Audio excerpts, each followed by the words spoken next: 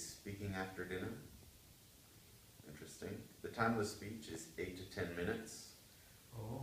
Something personal about the speaker. He lived in Southern California for 55 years. Yep. You don't look that old. I'm pickled. And in McAllen for 3. The title of the speech is Differences. Please join me in welcoming Joseph.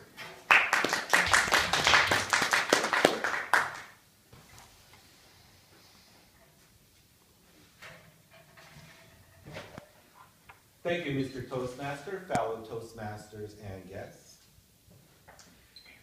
It's 5 o'clock in the morning, and it's in Southern California. And my wife and I leave our apartment in Southern California, head out into our vehicle, my trusty Honda Accord, and head out onto Interstate 10. This is in the year 2013. On an Interstate 10, our destination is McAllen, Texas. My wife, who is originally from the Rio Grande Valley, and I married in 2010. And how me and her got married, well, that's another story. But since living here, I have observed some unique and subtle differences between life that I knew in Southern California for 55 years and now the years that I have spent here in the Rio Grande Valley. So what's the first thing, of course, we all notice when we ride here in McAllen, Texas, is it's hot. It is hot. I arrived in July, and I had been visiting off and on for a couple of years in the process of dating my wife. But McAllen is hot, like I said. And Southern California also has a share of hot weather. So what is the difference between the two climates? Well, for one thing, over here in McAllen, it is hot almost all year round. We get a little break, in December, January, where it might get down into the 80s and the 70s. Of course, we get the occasional cold fronts. But overall, it seems like we're perpetually burning over here. California, on the other hand, we're known for the pleasant weather.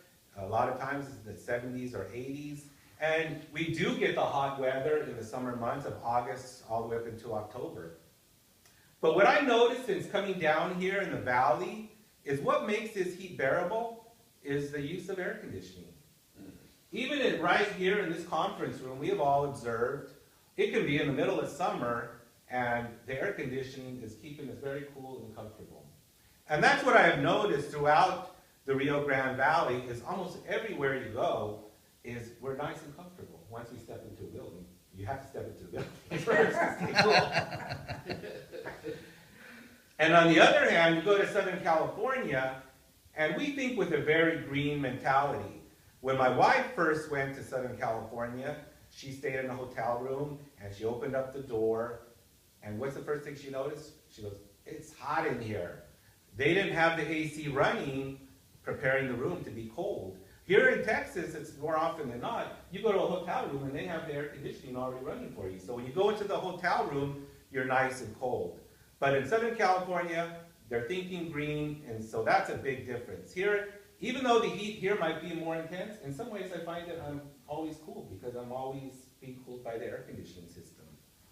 Another big difference, of course, in the climates is over here is the rain. Of course, we don't have a lot of rain here, and we've been suffering droughts and so forth, I understand, here in the valley.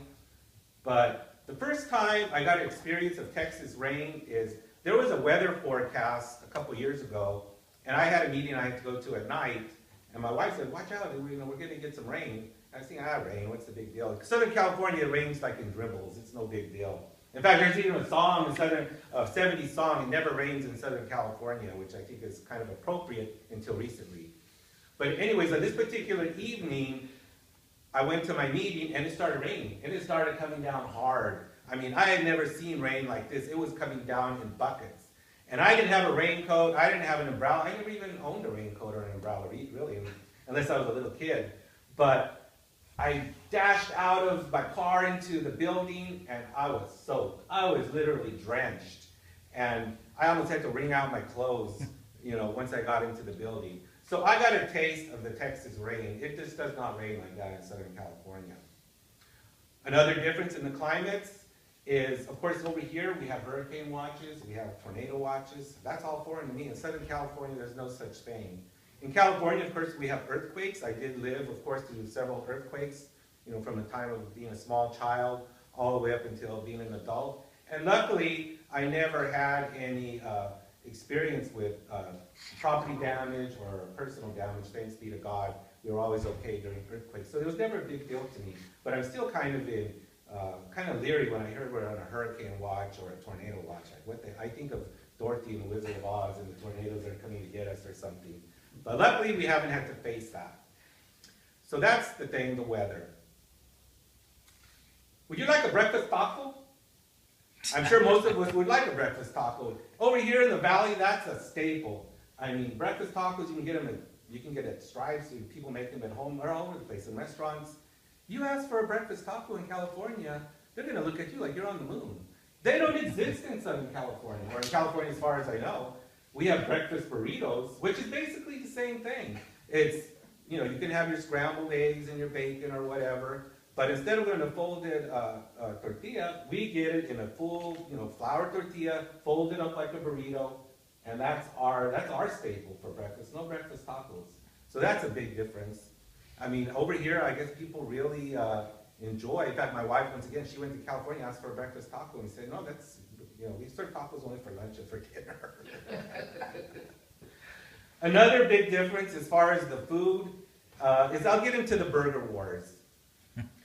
Over here, of course, Whataburger is the staple burger. Texas is known for Whataburger. It's all over the place. You can go down almost any street in almost any city, and it's like Whataburger City.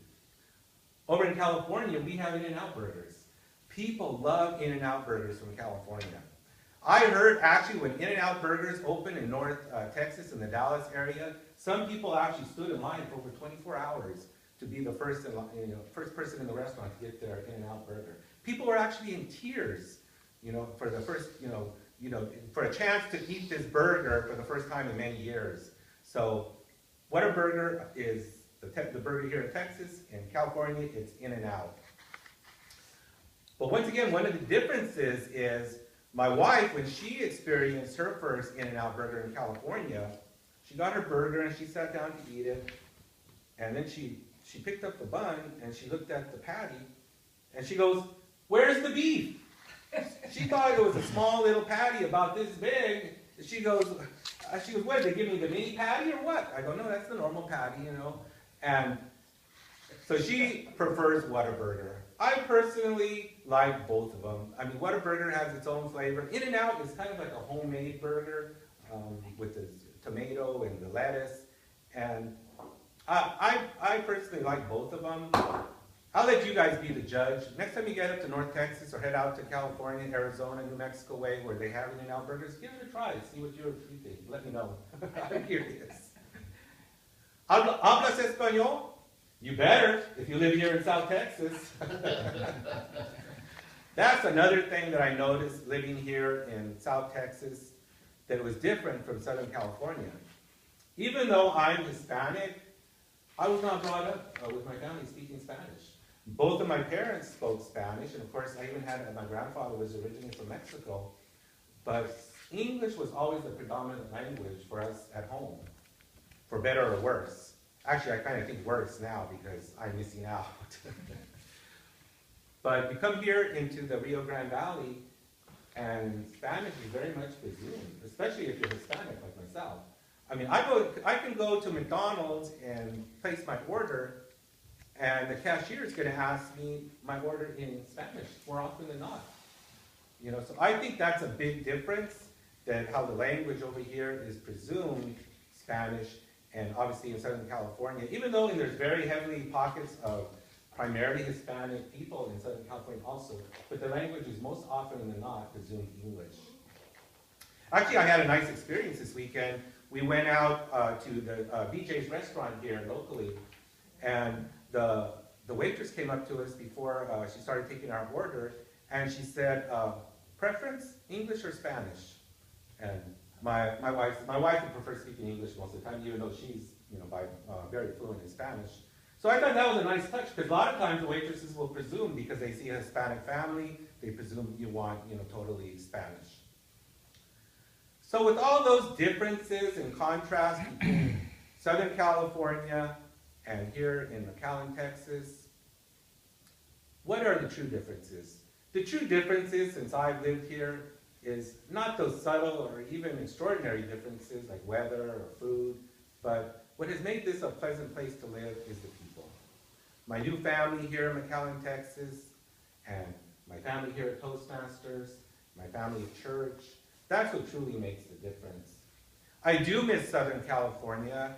My mom's still there. I have 2 daughters there and 2 sisters, and I do miss them, and I miss many other aspects of Southern California life. But I really and truly am enjoying my new life here in the Rio Grande Valley.